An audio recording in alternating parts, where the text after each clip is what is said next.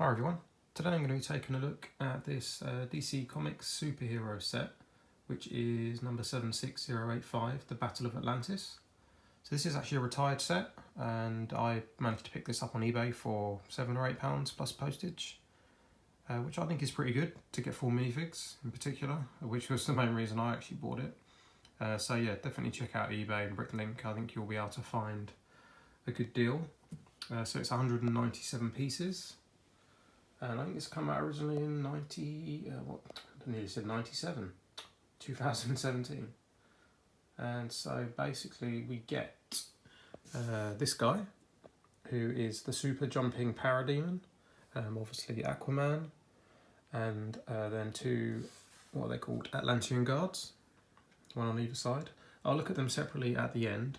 So for now I'm going to move them out of the way and kind of look at the background scenery that you get with this set. This comes with a mother box, which is a printed piece on top. That's the only print. So these little bits of detail down here and on these two pillars are stickers, but that's it, so not so bad really. Apparently these, I don't know if this is standard for all white studs, but apparently these ones, if you expose them to the sun, they'll then glow in the dark. So I've not had a chance to try that yet, but I will do. So this comes with kind of a play feature I'm not really sure about or that keen on. So this piece just sits loosely in here, and it's just like, it's loose. So as you may have noticed, the parademon was on a strange kind of stand. This is actually to make him jump. So I guess basically the idea is that you try and jump and knock that down.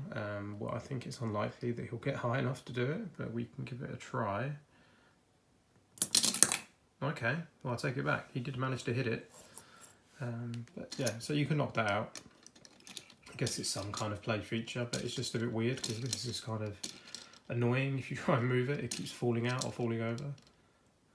But yeah, I suppose it looks, for a little background scene, for a cheap set, it looks okay.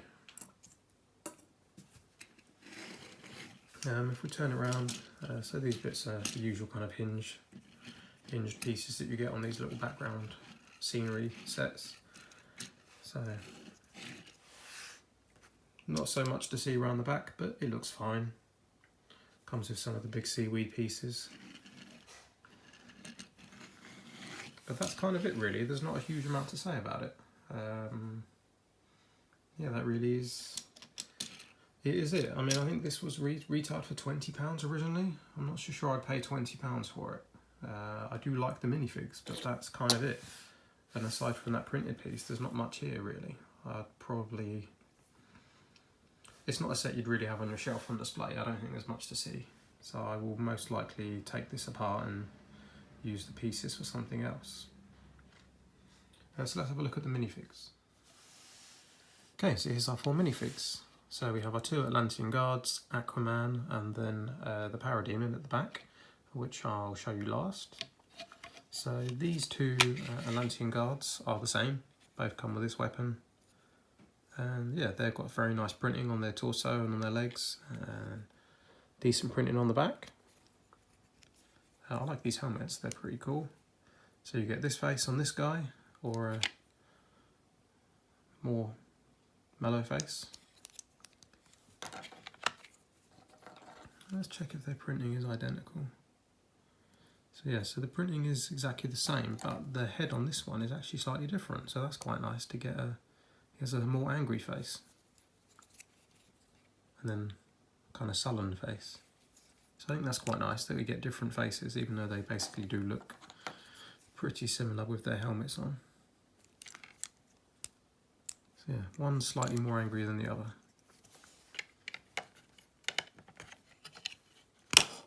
And then for Aquaman himself, so he comes obviously with his trident. He's got some very nice printing as well on his torso, on his legs. Some nice highlights in his hair. So that's quite nicely printed. Ooh. So he has his standard face and then his very angry face. And some nice printing on the back. You can swap out this trident for a couple of these, the usual kind of pieces like what Iron Man has.